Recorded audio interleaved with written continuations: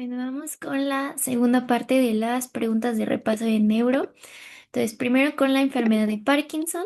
¿Qué es la enfermedad de Parkinson? Es un trastorno neurodegenerativo progresivo de etiología desconocida que está caracterizado clínicamente por presentar rigidez, temblor, inestabilidad postural, bradicinesia y alteraciones en la marcha.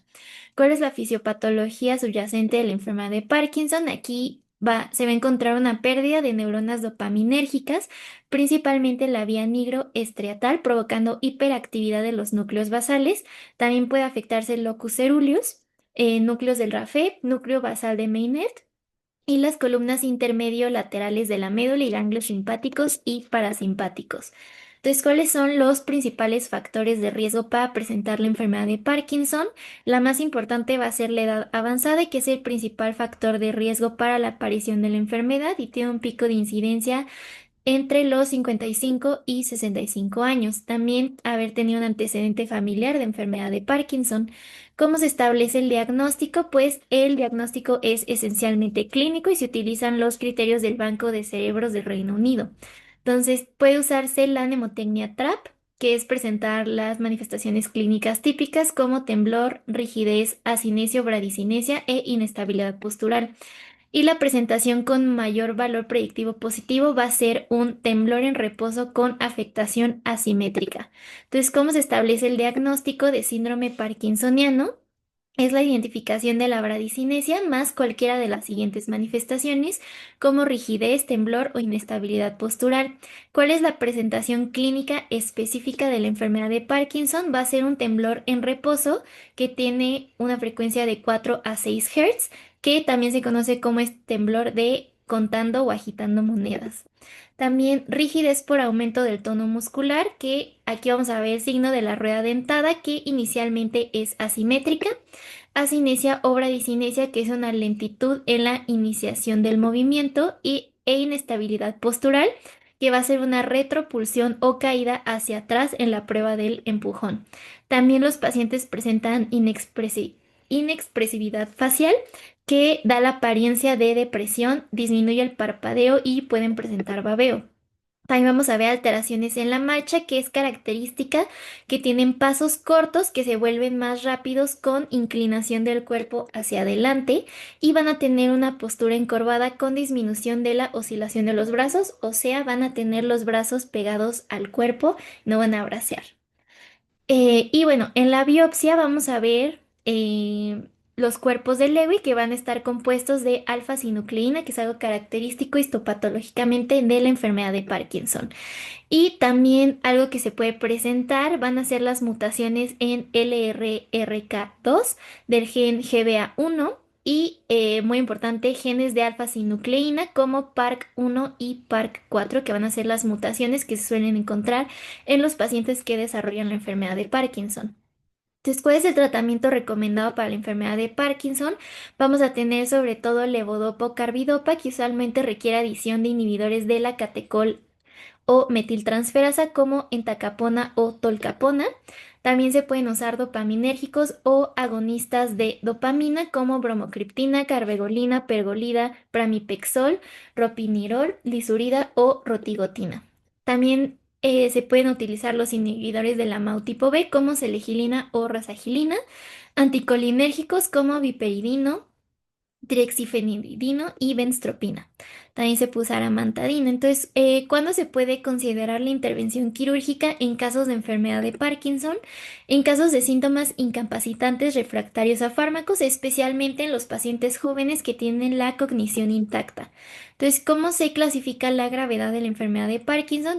Se utiliza el sistema de Hoehn y Yahr, que esta nos ayuda a ver la severidad y el pronóstico de la enfermedad. Entonces, vamos a tener el estadio cero, que va a ser ausencia de manifestaciones, el estadio 1, que es una enfermedad leve con afectación de un hemicuerpo y síntomas leves no discapacitantes. El estadio 2 va a ser una enfermedad leve a moderada, que puede haber dificultad en la marcha con afectación bilateral, se afecta sobre todo la postura y la discapacidad ya se puede volver aparente. En el estadio 3 ya es una enfermedad moderada, que aquí ya van a presentar dificultad con el equilibrio y la marcha, movimientos lentos, disfunción generalizada de intensidad moderada a grave. Y el estadio 4 es una enfermedad moderada a grave, con gran dificultad con el equilibrio o la marcha, incapacidad funcional, los síntomas son graves y el paciente puede ser incapaz de vivir solo. Y el estadio 5 ya es como tal una enfermedad grave que aquí ya presentan inmovilidad completa y confinación a cama o a una silla de ruedas con pérdida de peso y también puede requerir cuidado de enfermería constante. Pasando a EBC o enfermedad vascular cerebral, primero las generalidades de la enfermedad como tal, que es la enfermedad vascular cerebral.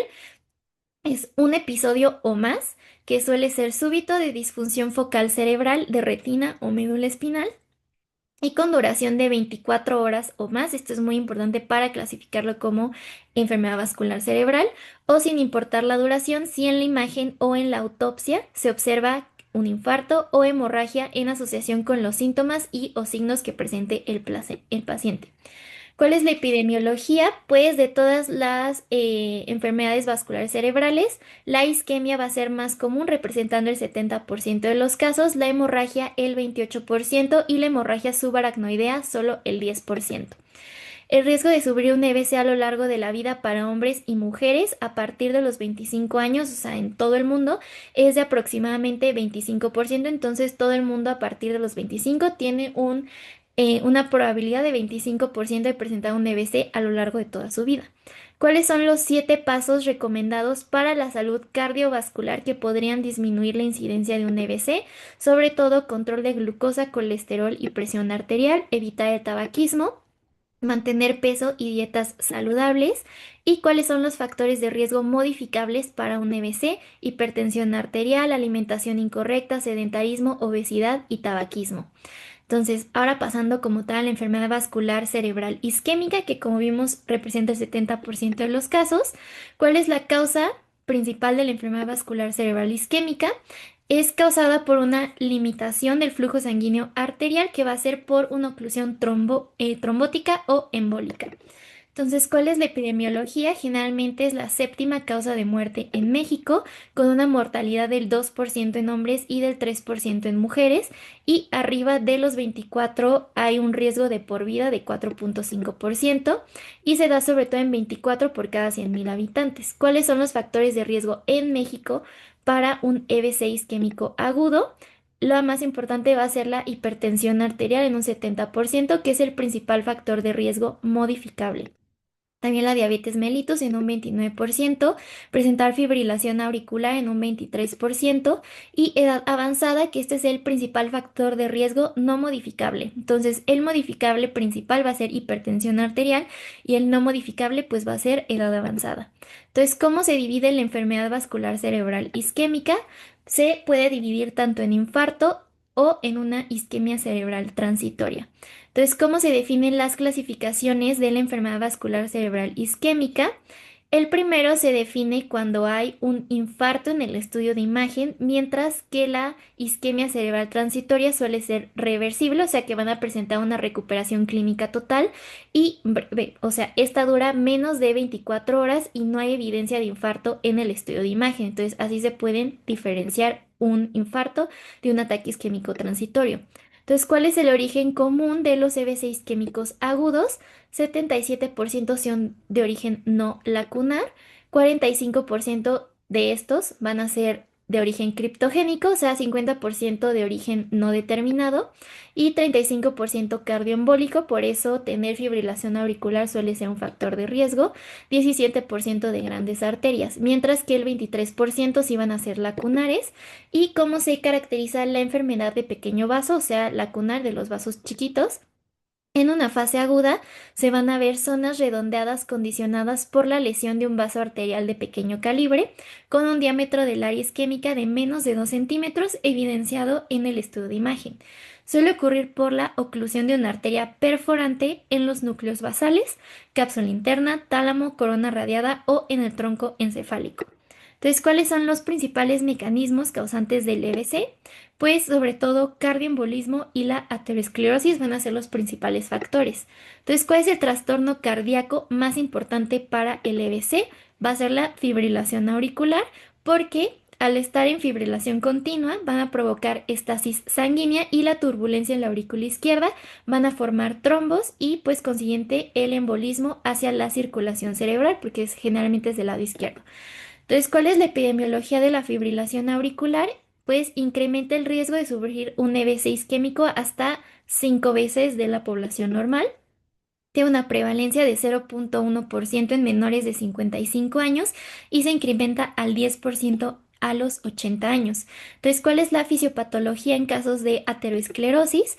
Pues se debe a la formación de placas de ateroma en las paredes vasculares, especialmente en las arterias carótidas, que va a ser común e interna, en la cerebral media, en la basilar y en las vertebrales. Entonces, está asociada a factores de riesgo cardiovascular y se debe a inflamación crónica y aterogénesis, que resulta en estrechez, trombosis y el embolismo que pues llega a la circulación cerebral.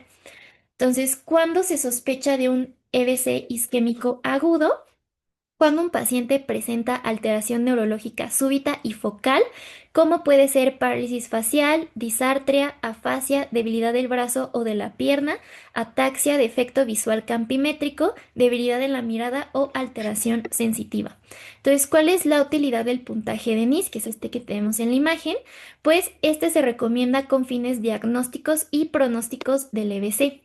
Entonces se debe considerar oclusión vascular proximal por neuroimagen avanzada en la circulación anterior en todo paciente que tenga más de 4,5 horas de evolución desde el inicio de los síntomas y una escala de NIS, bueno, un puntaje de NIS de 6 o más puntos.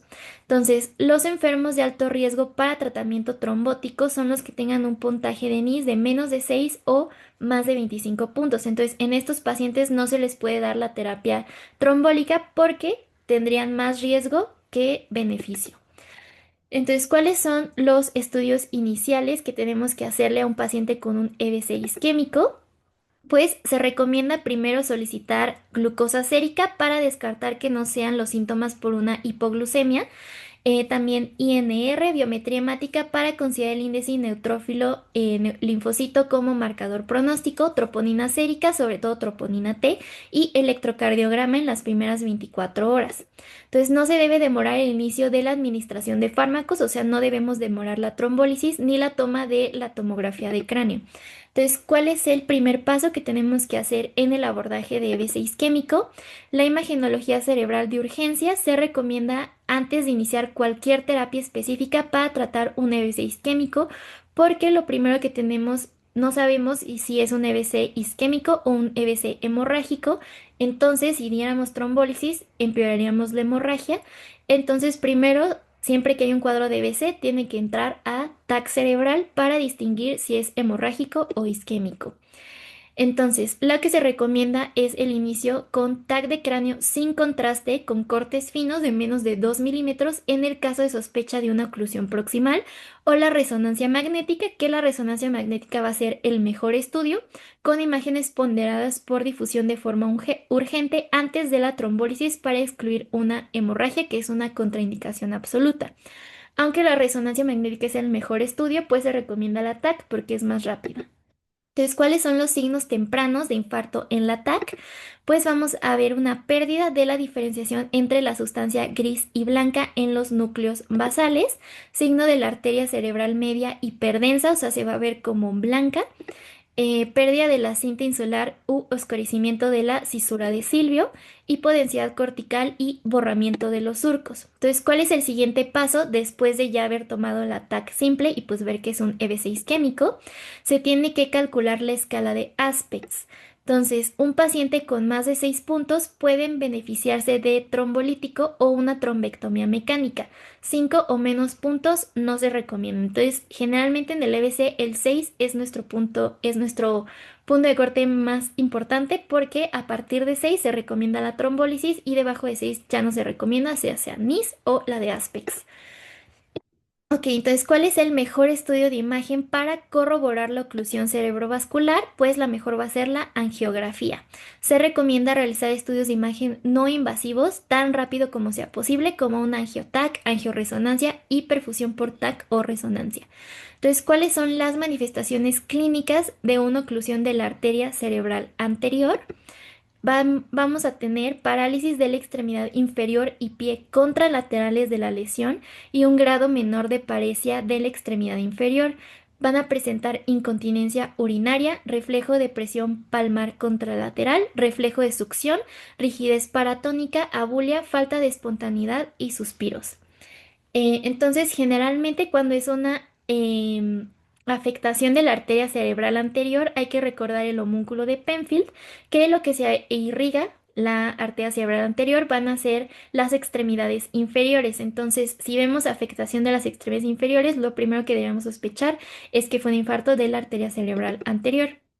¿Cuáles son las manifestaciones de una oclusión de la arteria cerebral media? Los pacientes van a presentar hemiplegia, hemianestesia, hemianopsia homónima contralateral con desviación de la mirada hacia el lado ipsilateral, o sea, el lado que está afectado, y disartria por facilidad, por debilidad facial. Entonces, generalmente lo más común que ocurra es un infarto por una oclusión de la arteria cerebral media, que es lo más común. ¿Y cuáles son las manifestaciones de una oclusión de la arteria cerebral posterior? Generalmente cuando es una obstrucción proximal, se va a ver una parálisis del motor ocular común con ataxia contralateral que se llama síndrome de Claude o hemiplegia contralateral que se conoce como síndrome de Weber. Si es una obstrucción más distal, va a haber afectación del lóbulo temporal e hipocampo con alteraciones inmediatas de la memoria y las personas no se percatan de la ceguera, que esto se conoce como síndrome de Anton. ¿Cuáles son las manifestaciones de una oclusión de la arteria carótida interna? Si es una oclusión proximal, se lesiona la corteza del territorio irrigado por esa carótida, o sea, todo el lado. Y si es una oclusión más distal, pues se lesionan los territorios de la arteria cerebral anterior y la cerebral media. Entonces, aquí los pacientes van a presentar abulia o estupor con hemiplegia, hemianestesia y afasia con anosognosia. Y el 25% van a presentar amaurosis fugax monocular, porque hay que recordar que la primera rama de la carótida interna va a ser la arteria ocular. Entonces, generalmente cuando los pacientes presentan amaurosis fugax, hay que pensar que es una afectación de la arteria carótida interna y sobre todo si igual tenemos afectación tanto de la cerebral anterior como de la cerebral media, pues que sea una oclusión un poco más proximal de la carótida interna. Entonces, ¿cuál es el manejo general del paciente con EBC isquémico? Pues tenemos que dar oxigenoterapia y manejo de la vía aérea de acuerdo a la presentación del paciente. El oxígeno suplementario debe indicarse en caso de que la saturación esté en menos de 94% para mantener el parámetro por arriba de este valor y no se requiere en paciente que tengan buena oxigenación. Entonces, ¿cómo se debe manejar la hipovolemia y la hipotensión? Deben ser corregidos para mantener la perfusión sistémica necesaria y el soporte de la función orgánica. Se pueden utilizar cristaloides o coloides por igual, siendo razonable una meta de presión arterial media de más de 100 milímetros de mercurio y una diastólica de más de 120 milímetros de mercurio. Aquí lo que queremos conseguir pues es que llegue con más presión, pues llega más sangre. Entonces se prefiere tener estas presiones. ¿Cuál es el manejo en caso de que la EBC isquémica sea por una emergencia hipertensiva? Que pues es la principal causa. Los que no sean candidatos a trombólisis, hay que acordarnos del puntaje de menos de 6, debe recibir manejo antihipertensivo solo cuando la presión sistólica sea más de 220 o diastólica más de 120 para tener un objetivo de una disminución controlada del menos del 15% de la presión basal en las primeras 24 horas. Y los medicamentos de elección va a ser el labetalol y el nicardipino. Entonces, los pacientes que sean sometidos a trombólisis, la presión arterial es muy importante que tenga que mantenerse debajo de 180-105 por al menos las primeras 24 horas. ¿Cómo se recomienda el manejo de la glucosa sérica? Se debe lograr una meta de 140-180 con monitoreo estrecho de la glucemia para prevenir las hipoglucemias. Entonces, la glucosa sérica es el único estudio que debe ser dado antes de la trombólisis con alteplasa. ¿Por qué? Porque generalmente si el paciente tiene una hipoglucemia que le está generando todos estos síntomas que se confunden con un EBC, tienes que descartar primero la hipoglucemia antes de pensar que es un EBC isquémico y pues dar trombólisis. ¿Cuáles son las indicaciones para dar terapia fibrinolítica? Va a ser teplasa intravenoso en todos los pacientes con sospecha de EBC isquémico agudo con menos de 4.5 horas de inicio y que cumplan con los criterios de inclusión.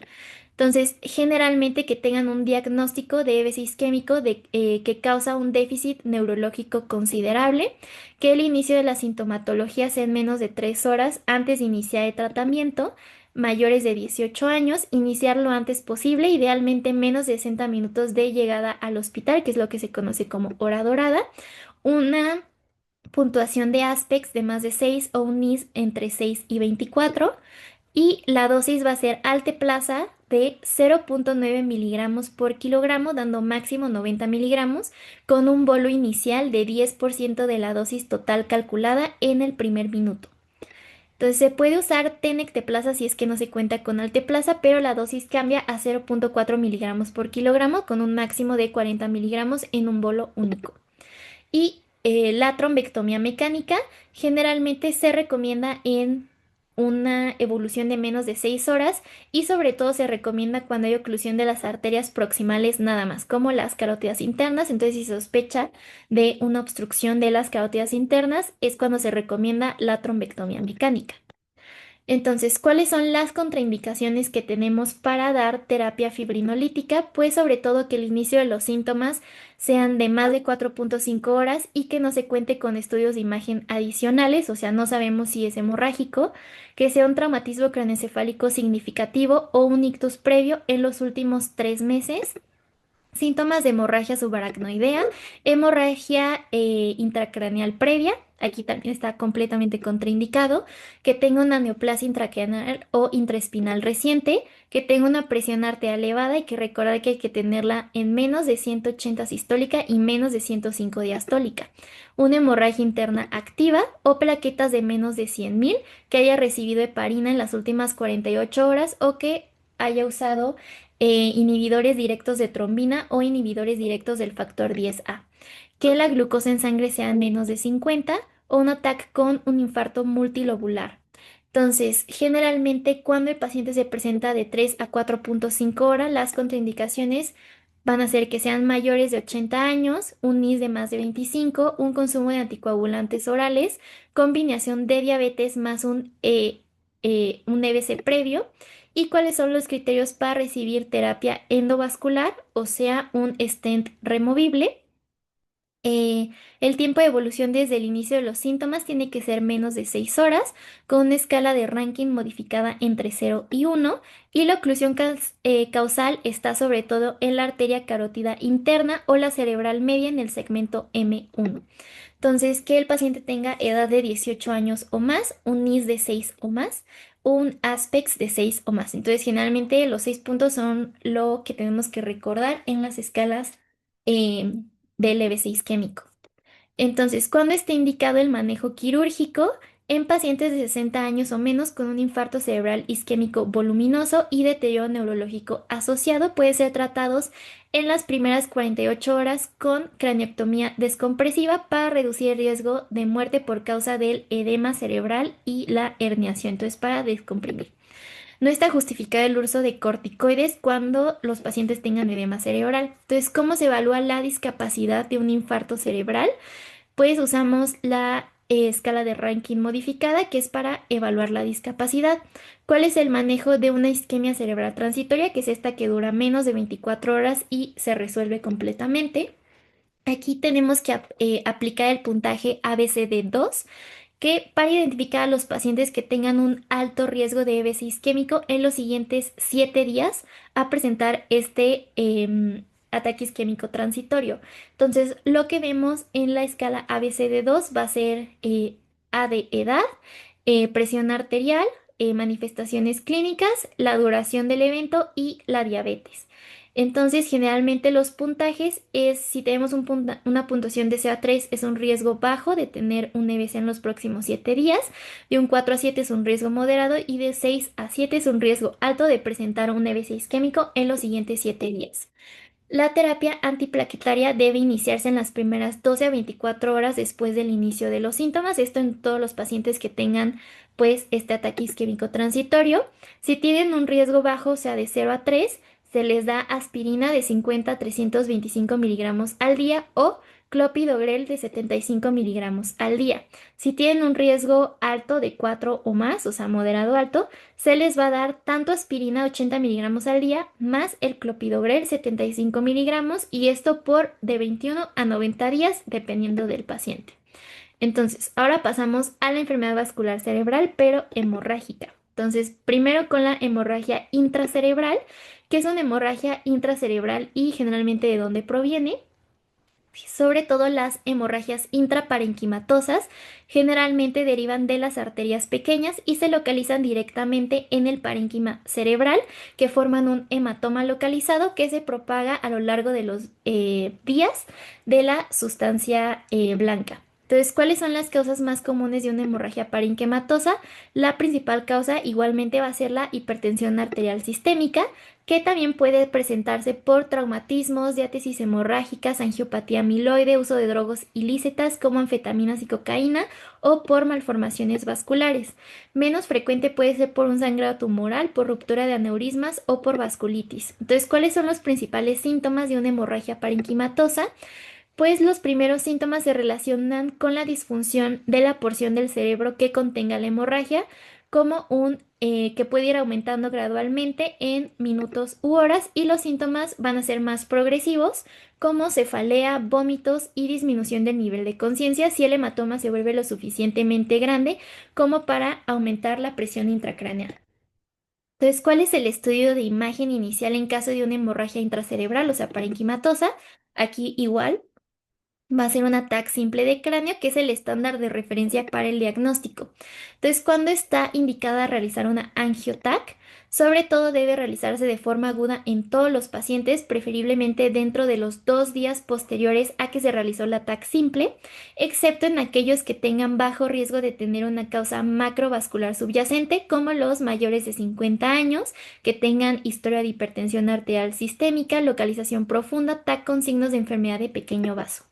Y si la angioTAC es negativa para anormalidades vasculares estructurales, se debe considerar realizar una angioreso. Ok, entonces, ¿cuál es el manejo recomendado de una hemorragia intracerebral? Pues primero tenemos que pedir estudios de sangre, determinar el INR para evitar retrasos en la corrección de la anticoagulación, consumo de agonistas de vitamina K, hay que suspenderlos y verificar el INR como warfarina o cenocumarina, y se tiene que dar una infusión de intravenosa de vitamina K y administrar complejo de concentrado de protrombina de 4 factores con dosificación basada en el INR cada 3 a 6 horas para tener un INR de menos de 1.3. Y para la presión arterial se tiene que reducir en aquellos que tienen sistólica entre 150 a 220 con inicio de síntomas en las últimas 6 horas. El objetivo es llegar de 130 a 140, que debe sostenerse por al menos una semana. Y aquí los medicamentos indicados va a ser nitroglicerina o labetalol intravenoso. Entonces, ¿cuándo se recomienda el manejo quirúrgico de una hemorragia intracerebral? Se recomienda la evacuación descompresiva en la fosa posterior para hemorragias intracerebrales de más de 3 centímetros de diámetro o para hematomas más pequeños asociados con compresión del tronco encefálico o hidrocefalia por obstrucción del ventrículo. Pacientes que se benefician de manejo quirúrgico, sobre todo los que tengan una escala de coma de Glasgow de entre 10 y 13, grandes, eh, hemorragias intracerebrales o hemorragias superficiales. Entonces, ahora pasando al tema de hemorragia subaracnoidea, ¿cuál es la epidemiología de esta hemorragia? Representa 1/3 de las EBC hemorrágicas. Entonces, de manera global, la etiología más frecuente de una hemorragia subaracnoidea va a ser una causa traumática y tiene una incidencia de 1 por cada 100.000 individuos al año, afectando preferentemente a adultos jóvenes, a las mujeres y a personas de ascendencia africana. ¿Cuáles son las principales causas de hemorragia subaracnoidea no traumática? Pues va a ser por ruptura de aneurismas arteriales, que el 80% va a ser por ruptura de un aneurisma sacular, y el sangrado por malformaciones neovasculares. ¿Cuál es la fisiopatología de una hemorragia subaracnoidea por la ruptura de un aneurisma? Aquí se libera sangre directamente al líquido cefalorraquídeo, propagándose rápidamente y aumentando la presión intracraneal. ¿Cuáles son los factores de riesgo para que haya una ruptura de aneurisma? Pues depende del diámetro del aneurisma, si hay tabaquismo, hipertensión arterial, etilismo intenso y el uso de cocaína y anfetaminas. ¿Cuáles enfermedades son comunes las formaciones de aneurisma, sobre todo en el síndrome de Marfan y el síndrome de Ehlers-Danlos tipo 4? ¿Cuál es el cuadro clínico típico de la hemorragia subaracnoidea? Aquí es que va a haber un aumento repentino de la presión que provoca cese de la actividad o pérdida de la memoria o de la concentración.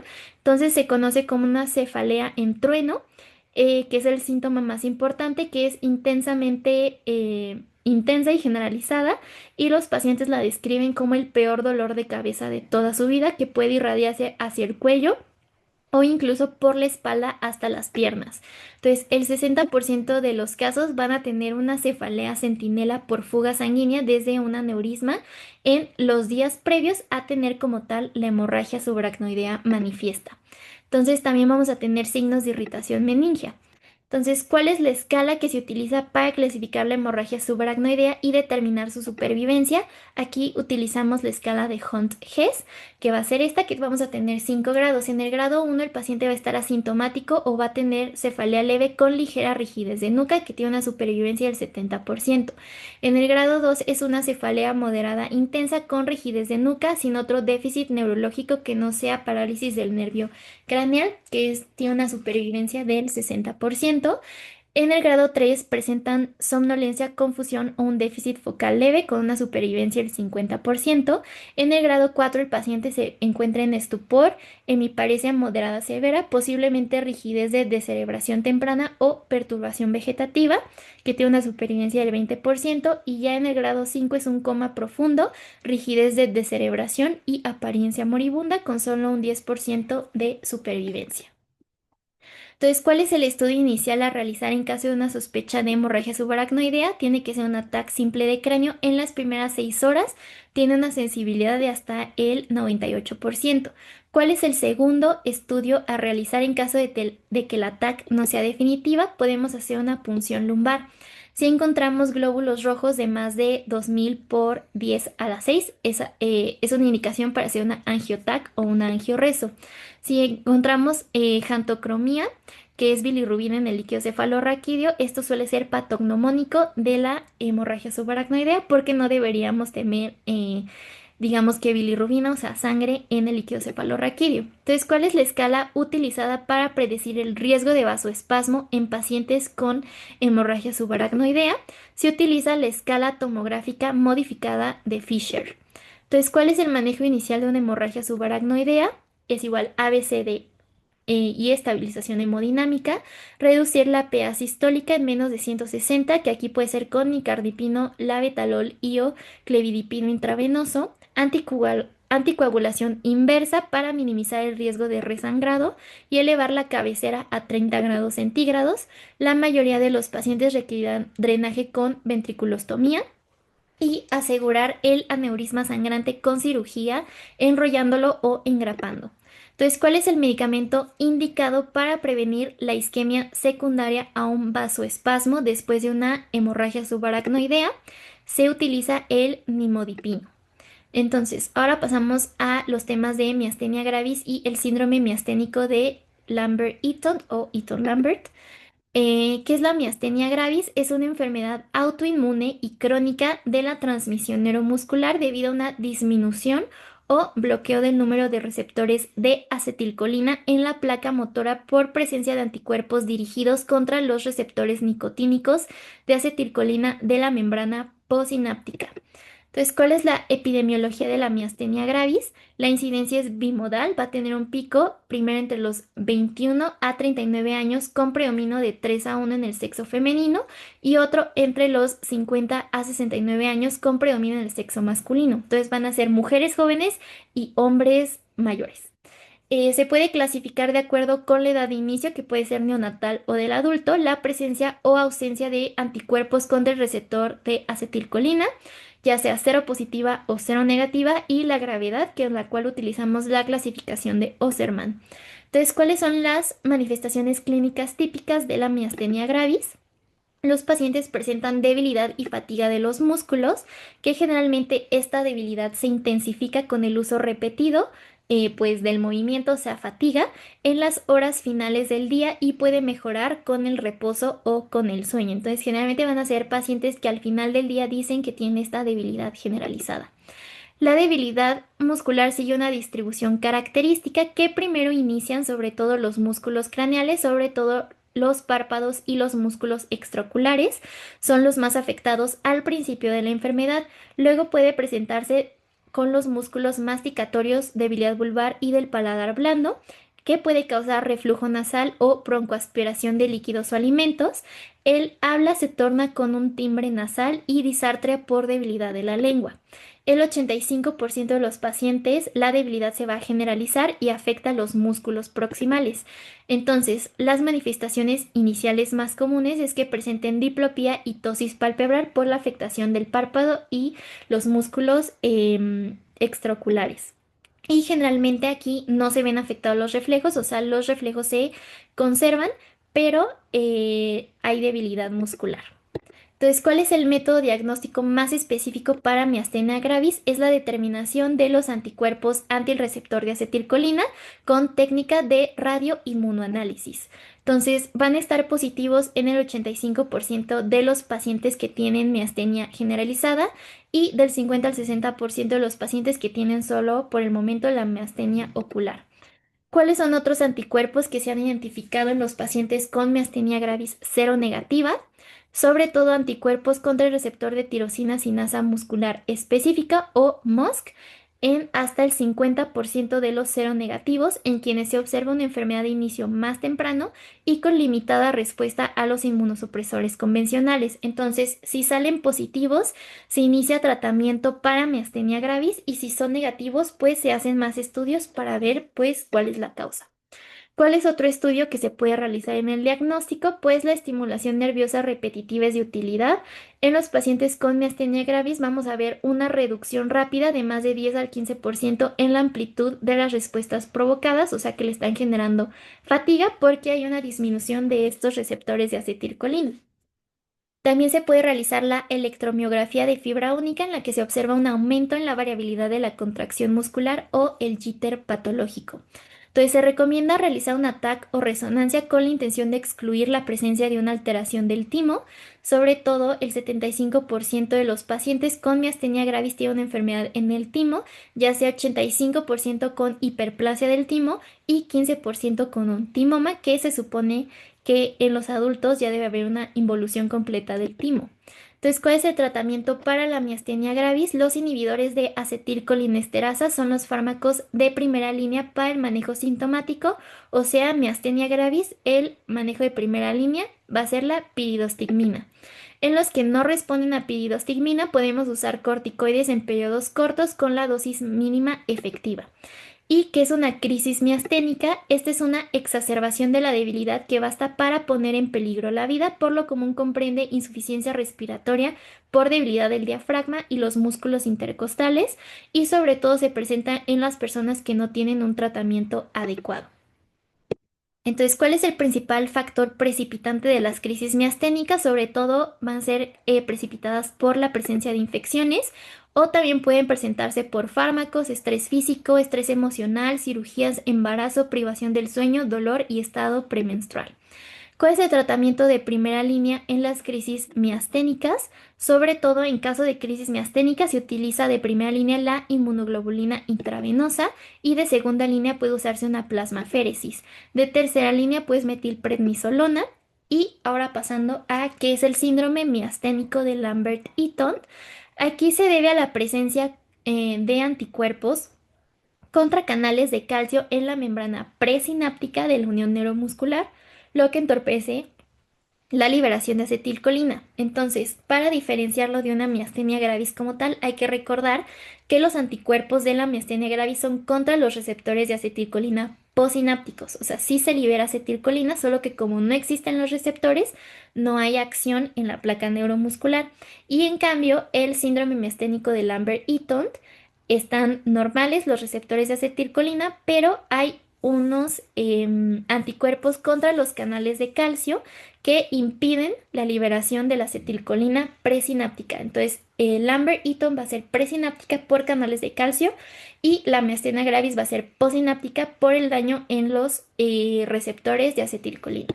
Entonces, ¿cuál es la epidemiología del síndrome miasténico de Lambert-Eaton? Es más frecuente en hombres y en el 70% de los casos está asociado a alguna otra neoplasia, o sea, suele ser un síndrome paraneoplásico, que el más común puede ser un carcinoma microcítico pulmonar. Entonces, en estos pacientes hay que pensar, no hay que sospechar que tienen una neoplasia pulmonar y pues buscarla. Entonces, ¿cuáles son las diferencias?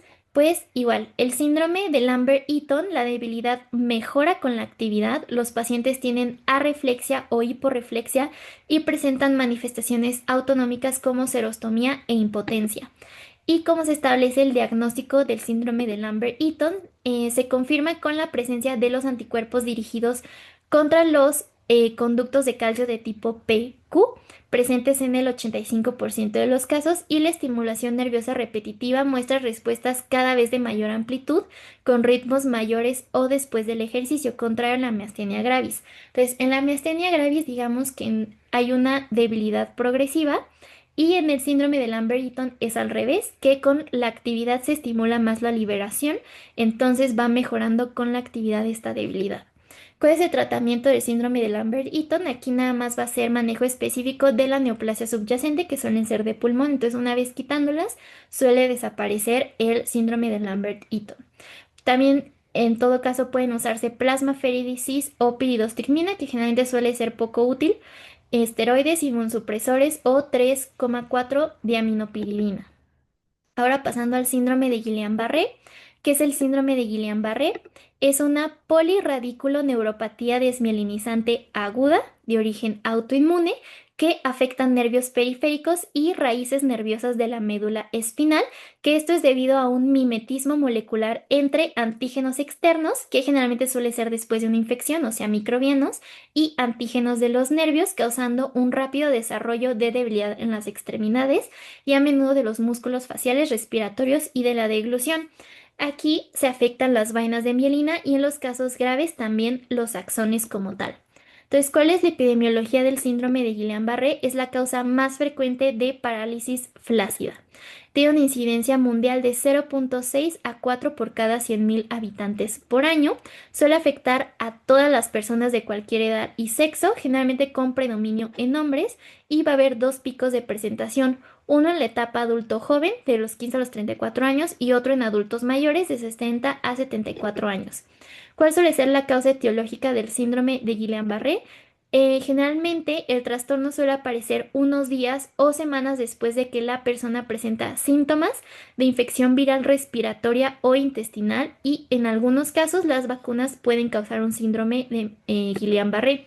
Entonces, lo más importante que recordar de la etiología es que el microorganismo mayormente relacionado va a ser Campylobacter jejuni en un 20-50% de los casos, aunque también se puede relacionar con infecciones por citomegalovirus, Haemophilus influenza, virus Epstein-Barr, Mycoplasma pneumoniae, Lyme, hepatitis, todas las hepatitis, fiebre tifoidea, dengue, influenza A, Zika o VIH. Pero el más importante que recordar es Campylobacter jejuni en un 20-50%. ¿Cuál es la fisiopatología subyacente del síndrome de Guillain-Barré? Aquí es la presencia de un agente infeccioso que tiene un mimetismo molecular con los gangliósidos, lleva a la producción de anticuerpos específicos, entonces va a haber una activación del complemento contra el axolema o las células de Schwann de los nervios periféricos. Entonces, ¿cuáles son los anticuerpos encontrados en el síndrome de Guillain-Barré? Vamos a tener los anticuerpos contra GM1, GM1B y GD1A. Vamos a tener también una presentación que se llama síndrome de Miller-Fisher y de superposición. Aquí en el síndrome de Miller-Fisher los que van a estar asociados va a ser sobre todo GT1A o GQ1B. Em, y bueno, ¿cuáles son los primeros síntomas que presentan los pacientes con Guillain-Barré? Van a presentar dolor, adormecimiento, parestesia o debilidad de las extremidades, que van a progresar rápidamente a debilidad relativa. Y aquí es muy importante recordar que va a ser una debilidad simétrica, con o sin involucramiento de los músculos respiratorios o inervados por los nervios craneales.